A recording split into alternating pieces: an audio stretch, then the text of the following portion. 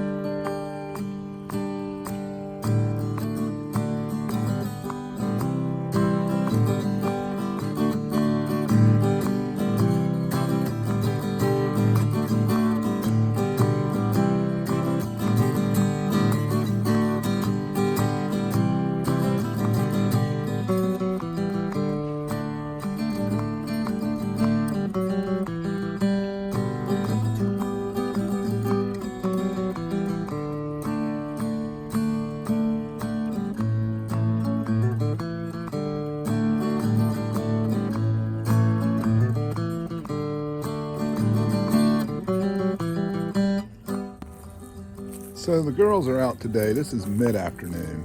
Just letting them range out, stretch out, do their thing. And they tend to stay out of the open. I've never seen them. I get them out every day. I've never seen them bother to go in the middle out here, which is a good thing. If you're new or considering chickens, you're going to do this, you have to be aware of hawks. So I came out and checked the canopy. Around here we have plenty of red tail and red-shouldered hawks. Pretty good sized bird. And I've seen them in action on squirrels around here. They don't play. So need to be aware of that. We have some gray hawks around here as well. And this is red here. It's a much larger comb and wattle, and actually has a lot of red around the eye. So I'm not 100% certain that's not a rooster, but I've never had birds before, so I don't know. If you take a look, now that's red. Take a look at Goldie. We got them at the same time. They might be 2 weeks apart in age, but there's a distinct difference in the comb, the wattle, the red around the eyes. Might have to watch some MB Heritage Farms to figure out how I can tell for sure, or just ask him. This is something else about golden comets. They're very curious, and they go places you don't want them to be. They go deep under there. There's not much I can do about that until they're ready to come out. Might run across a chipmunk in there. I don't think they're gonna hit any snakes, and unless it's a copperhead, they'd probably take them out anyway. Pretty birds, but they just kind of wander around, you know. I don't let them free range out here unless I'm here because of the hawks. I don't let them out without checking my canopy first to make sure there's no hawks hanging around in the tree or trees. And a little trick, speaking of MB Heritage, he advised me to let them get out in range closer to sundown and dusk, and they will just find their way back to the coop without me having to round them up. And that actually does work. And in fact, I've been watching the clock on them, and whether it's sundown or a little after sundown, they come out. These two birds right here will come out, and it doesn't matter if I've let them out before official sundown or a little after, maybe 3 minutes. They're pretty much 20 minutes. They pretty much just do 20 minutes and then they're done. And then Goldie likes to do this kind of stuff. Looks like she's hurt. And she'll just pop up and go about her business. I think she's just weird. I don't think anything's wrong with her.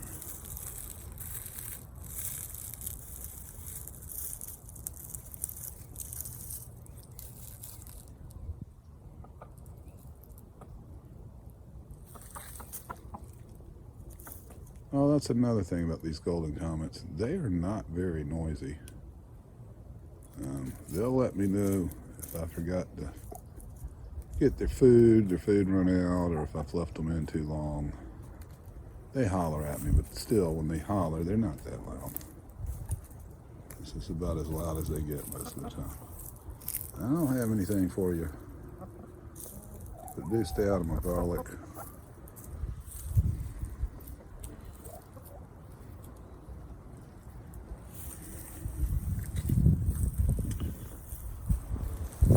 They'll basically do their thing. They'll circumvent this yard, but they stay out of the middle.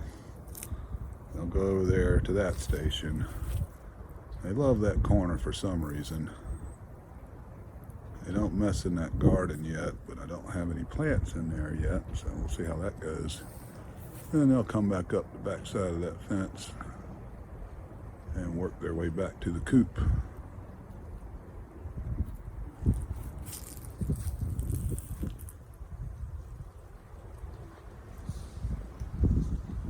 Here, there's various weeds and whatnot, so really, it's another reason I just don't let them free range. I have to watch what they're doing. There's the strawberries right there. I don't want them on that, obviously. That's various. There's some henbit in there probably, and some chickweed and whatnot. There's a lot of variety of chickweed in North Carolina, so that technically might not be one of them, but I still don't want that stuff getting out of control in my lawn.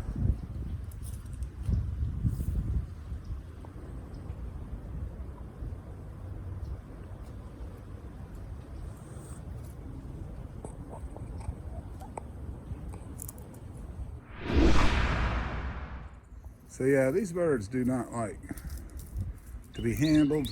So you just kind of got to corner them up against the wall. There's a little chicken wire there, chicken mesh.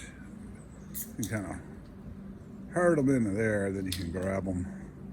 This is where the corn and beans will be this year. So I'll let them hang out in here a while, do their thing, and I'll be using the compost, which their manure is the nitrogen.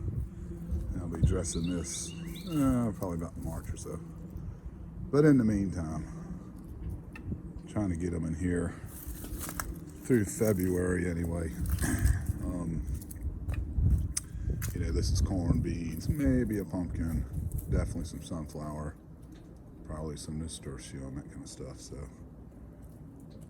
over there in February, I'll be putting turnips and radish most likely for a cool season crop, and we'll pull all that and transition to the warm season. But that's one way to use them. I mean, other than eggs and manure, you can let them. And again, MB Heritage Farms taught me this. You can let them get in here and pick away. If you let them do it for a while, they'll get rid of everything. Old seeds, weeds, eggs for pests that will come later, ticks. They'll just annihilate it, plus leave you some nice manure. So let's let them chill out in there for a while. Maybe for the rest of the afternoon if they just hang in there and not try to get out. Which, by the way, they easily could. If you have something like this, you can get some chicken, I think it's called mesh. There's wire, mesh, and I think it's called poultry fabric or something like that. Anyway, you can lay it across the top of here to keep them in and keep the hawks out. Of course, you need some kind of dog house or something so they got somewhere to go at night. Which I might actually do that to see if they'll just hang in here. Why not?